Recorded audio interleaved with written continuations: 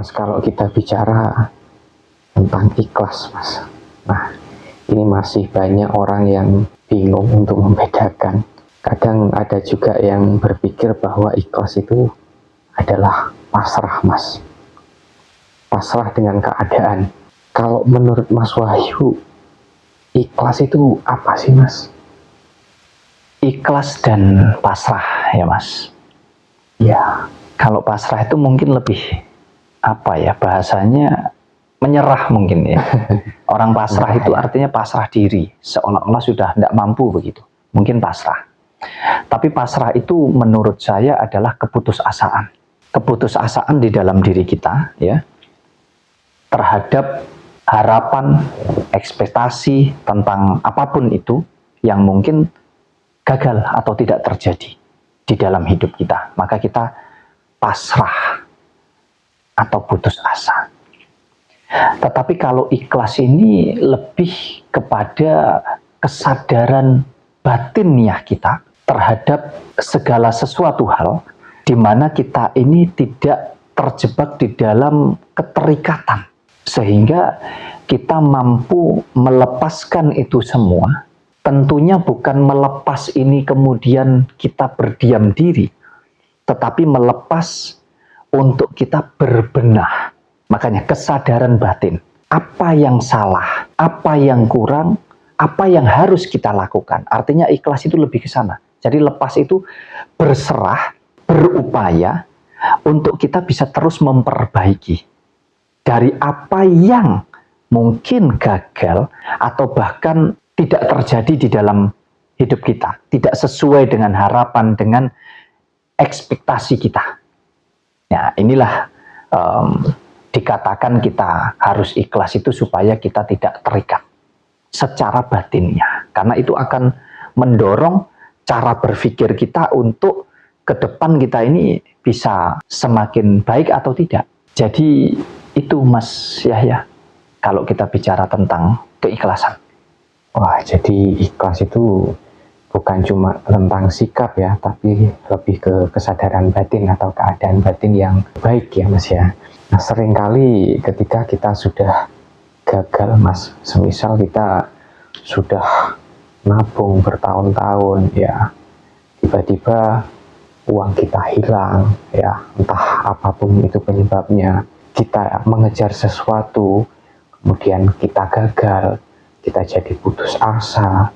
Nah, kemudian juga dengan usaha kita yang sudah kita bangun dari bertahun-tahun yang lalu, kemudian bangkrut. Ini juga jadi penyebab hidup kita terpuruk ya, Mas ya. Kita akan putus asa. Apa yang harus kita lakukan, Mas, agar kita mencapai keikhlasan sehingga hidup kita ke depan itu justru tidak terjatuh, Mas. Akan tetapi kita akan bangkit dari apa yang sudah kita alami sebelumnya. Kebanyakan di antara kita ini kan terjebak dengan keterikatan itu tadi. Keterikatan apa yang ada di pikiran kita. Sehingga cenderung manusia itu memaksakan kehendaknya sendiri. Dia tidak menyadari bahwa kehidupan ini juga ada yang berkehendak. Jadi kalau kita punya kehendak sebagai manusia, tetapi ada yang berkehendak atas seluruh kehidupan yang ada di alam semesta ini. Termasuk ada yang berkehendak juga atas hidup kita.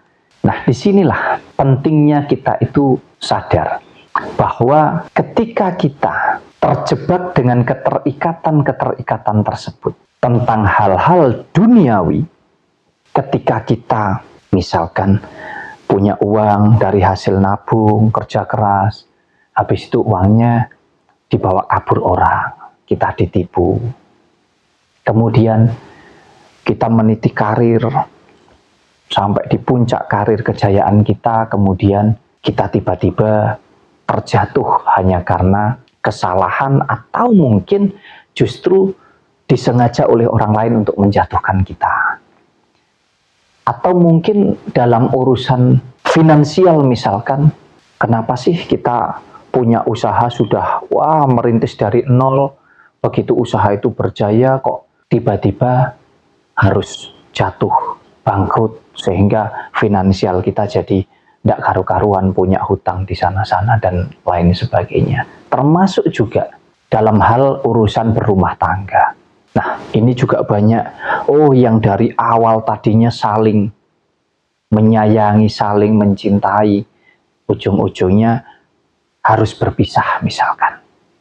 Nah, tentu di sini kalau kita tidak bisa ikhlas, Mas, kita akan terjebak dengan keterikatan itu. Bahwa seolah-olah ini adalah sebuah kegagalan yang bisa membuat hidup kita ini semakin sulit. Padahal kalau kita mampu masuk di dalam keikhlasan itu, di mana kita tidak terjebak dengan keterikatan, kita akan mampu melepaskan itu semua. Secara syariat kita lepaskan. Nggak kemilian kalau kata orang Jawa. Nah, secara hakikat kita sadarkan batin kita. Kita tumbuhkan keyakinan kita. Bahwasanya dari apa yang terjadi ini kita harus berbenah. Apa yang harus aku lakukan? Kok ini bisa begini ya? Kok usahaku bisa terjatuh ya? Kok aku bisa ditipu orang dan lain sebagainya? Bukan berarti melepaskan secara syariat ini terus kita pasrah saja sudah, bukan. Inilah gunanya kita dibekali, ya, kita diberikan pikiran, otak, dan juga kita dikasih hati untuk kita mempertimbangkan apakah ini masih bisa aku upayakan, aku perhitungkan usahaku ini masih layakkah untuk aku perjuangkan supaya bisa bangkit lagi, atau memang sudah berat. Nah, di sini kita nggak boleh memaksakan.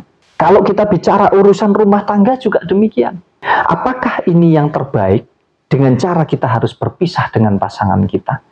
Ataukah kita masih harus memperjuangkan karena memang ini layak untuk diperjuangkan? Karena kalau kita bicara perjalanan hidup, tidak ada yang mulus saja begini. Pasti ada jalan yang terjal. Dan tidak selalu jalan yang terjal ini bisa membuat kita terjatuh. Kadang jalan yang lurus ini, jalan yang mulus ini justru bisa membuat kita terjatuh, bahkan terluka parah. Nah, hal-hal inilah yang harus membuat kita sadar. Jadi ikhlas itu bagaimana kita mampu melepaskan supaya kita tidak terjebak dengan keterikatan. Kebanyakan di antara kita, kalau sudah terjadi masalah-masalah ini, kita itu memaksakan diri untuk kita harus semuanya kita kejar gitu. Artinya harus kita upayakan lah dengan segala daya dan upaya kita. Kita kehilangan uang, wah kita kejar pokoknya harus dapat, harus kembali lagi. Usaha kita jatuh, biar bagaimanapun caranya usaha ini harus bangkit. Rumah tangga kita misalkan, harus bagaimanapun caranya aku harus memperjuangkan ini supaya tetap utuh rumah tangga ini. Tanpa kita menyadari, tanpa kita pertimbangkan, apakah langkah yang kita ambil untuk mengejar itu adalah langkah yang tepat, langkah yang benar, bukan hanya dari satu sudut pandang, tetapi dari banyak sudut pandang, Mas. Termasuk juga kita sering ini, ya, kita ini sering abai, hanya demi mengejar sesuatu hal yang sudah lepas. Seolah-olah itu harus kembali menjadi milik kita. Kita abai bahwa di sekitar kita ini ada banyak yang lebih baik. Kita bicara rezeki saja, tentang keuangan misalkan. Kita kehilangan uang, mau itu jatuh di jalan, itu dicopet, itu dicuri, itu ditipu orang. Kita ini kadang terjebak. Seolah-olah bahwa kita ini harus mendapatkan lagi apa yang hilang dari kita itu. Sampai-sampai kita ini lupa, kita abai, sibuk mengejar itu. Kita lupa dan abai bahwa di sekitar kita ini sebetulnya ada banyak rezeki. Ada banyak peluang yang mungkin kalau ini kita kerjakan, kalau ini kita perhatikan, bisa jadi ini justru menjadi rezeki yang jauh lebih besar dibandingkan dengan apa yang hilang. Istilahnya, kalau memang itu sudah bukan menjadi rezeki kita, sudah biarkan. Kita cari lagi gitu loh maksud saya. Jadi dalam konteks ini, kita bicara tentang ikhlas, itu adalah kita melepaskan supaya kita tidak terikat, tetapi bukan terus kita berdiam begitu, tetapi justru bagaimana caranya supaya kita bisa memperbaiki, kita bisa berbenah, supaya ke depan ini kehidupan kita jauh lebih baik. Sampai ada istilah hilang satu tumbuh 1000 begitu Mas. Itu tujuannya adalah pesan moral untuk kita, supaya kita masuk di dalam kesadaran, di dalam keyakinan. Yang lain masih banyak, bahkan yang lebih bagus, bahkan yang nilainya lebih besar. Di sini kita harus menyadari itu di sini, Mas. Iya, sebenarnya ikhlas itu bisa kita jadikan pelajaran ya sebenarnya untuk membuat hidup kita lebih baik ke depannya. Tentunya. Ya, memang ikhlas itu sulit banget ya Mas, berat sekali untuk kita ikhlas. Dengan ego kita juga ya, bahwa seolah-olah itu gak bisa kembali lagi kepada kita. Kita justru terpuruk, misalkan usaha kita bangkrut, segala cara kita lakukan untuk usaha kita agar bangkit lagi, padahal dengan cara yang salah. Ego ini adalah masalah terbesar ya dalam kita mencapai keikhlasan itu tadi. Makanya dituntut kita ini untuk menyadari bahwa sesungguhnya tentang masalah-masalah yang kita hadapi ini, jangan selalu berpikir bahwa masalah ini yang akan menjatuhkan atau justru akan membuat kita ini jadi mati begitu bahasanya. Tapi ambil hikmahnya dengan kita bisa ikhlas ini tadi. Ambil hikmahnya, ambil pelajarannya, supaya kita ini bisa berbenah begitu. Bahwasanya kalau aku hari ini kehilangan 100.000, maka aku besok jangan sampai kehilangan lagi, dan bagaimana caranya supaya aku bisa dapat lebih dari 100.000. Dengan kita kehilangan itu sebetulnya justru itu sudah harus mampu membuat keyakinan kita itu bisa menciptakan atau mewujudkan apa yang menjadi keinginan kita. Bahkan lebih besar, bahkan lebih baik, Mas. Dalam segala hal. Nah, ini kalau kita terus memaksakan, kalau menurut jenengan tadi tentang keegoisan kita, ego kita yang besar, ya itu yang namanya kita masih terjebak dengan keterikatan tentang apa yang kita miliki dan tentang apa yang ingin kita raih. Seolah-olah kalau enggak itu, enggak ada yang lain. Seolah-olah itu yang terbaik. Seolah-olah itu yang paling besar. Padahal ada banyak yang lebih baik dan ada banyak yang lebih besar, Mas, yang sering kita abaikan. Nah, kira-kira ikhlas itu ada hubungannya nggak sih Mas dengan hidup berkecukupan? Jelas.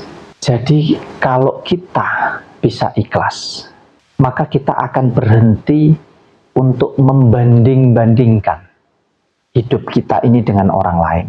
Kita akan bisa melepaskan tentang pikiran-pikiran atau hawa nafsu yang seolah-olah kita ini harus memaksakan kehendak kita bahwa itu adalah segala-galanya, bahwa itu adalah yang terbaik. Ikhlas itu adalah tentang keseimbangan batin, supaya kita bisa berdamai dengan semua, termasuk damai di dalam diri kita, di dalam batin kita, di dalam kejiwaan kita, yang tentu itu sangat mempengaruhi sekali terhadap pola pikir kita. Dan ketika kita sudah bisa ikhlas di dalam diri kita, maka disitulah batin kita akan damai. Dan ketika kita sudah bisa ikhlas, menjalankan keikhlasan itu di dalam hidup kita, maka di situ kita akan merasa cukup. Dan disitulah hati kita akan damai, Mas. Ada istilah Jawa, sopo sing cukup iku sugih, yang artinya siapa yang merasa cukup itu adalah orang yang kaya. Kaya itu bukan tentang materi, bukan tentang kita memiliki segalanya, punya ini, punya itu, harta benda dan lain sebagainya. Tetapi kaya itu adalah kondisi batin kita. Kaya itu adalah tentang pikiran kita yang luas, bahwa kita merasa hidup kita ini sudah cukup dalam segala halnya. Itu orang yang kaya. Jadi lebih ke kondisi batin dan pikiran yang memang kita bisa berdamai dengan hidup kita gitu, Mas. Jadi kita tidak merasa kurang, tidak membanding-bandingkan dengan yang lainnya. Itu yang disebut kaya yang sesungguhnya.